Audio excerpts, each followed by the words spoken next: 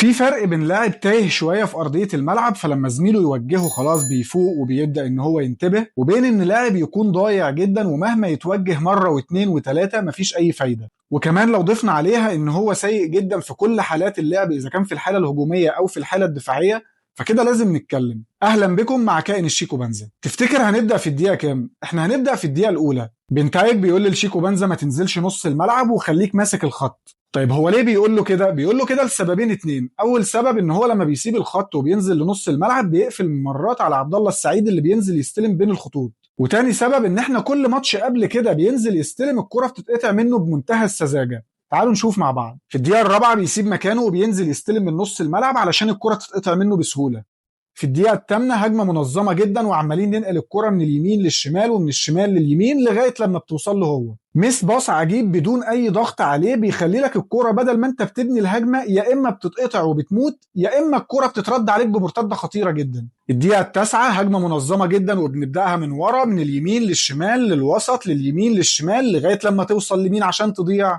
برافو عليك، جابها زي دي. أول ما بتوصل لشيكو بنزا الهجمة طارت. عايزك تركز على بنتايج هنا في الدقيقة التاسعة وهو مروش منه كل لحظة عمال يبص له علشان يشوف هل هو في مكانه ولا رجع، علشان في ثانية واحدة بنتايج يبص لحسام عبد المجيد علشان يتفاجئ ان برضه شيكو بنزا نزل يستلم في وسط الملعب. الدقيقة العاشرة كرة الجول الوحيد اللي احنا سجلناه والكرة بتتنقل من اليمين للشمال و15 تمريرة هايلة جدا لغاية برضه لما بتوصل لشيكو بنزا وبدون اي ضغط عليه بيعمل ميس باص وترجع له ويعمل ميس باص تاني. جول ما كانش هيدخل زيه زي كل الهجمات اللي دمرها قبل الكورة دي وبعد الكورة دي طول أحداث اللقاء. أنا حفاظا على قدراتنا الإنجابية أنا هكتفي بس بالحالات اللي في أول 10 دقايق لأني والله العظيم ممكن أكمل لغاية الدقيقة 70 لغاية لما خرج. رسالة لكابتن معتمد جمال، أنا متأكد إن حضرتك شايف حاجة مهمة في بنزا لكن صدقني والله مش كافية. اللاعب ضار جدا للفرقة في الحالة الهجومية وفي الحالة الدفاعية. نركن بقى شيكو بنزا على جنب وفي كلمتين مهمين جدا لازم يتقالوا في التوقيت ده تحديدا. لعيبة الزمالك لازم يتشدوا يا كابتن إبراهيم يا صلاح ولازم يتقال لهم إن هم لسه ما عملوش حاجة.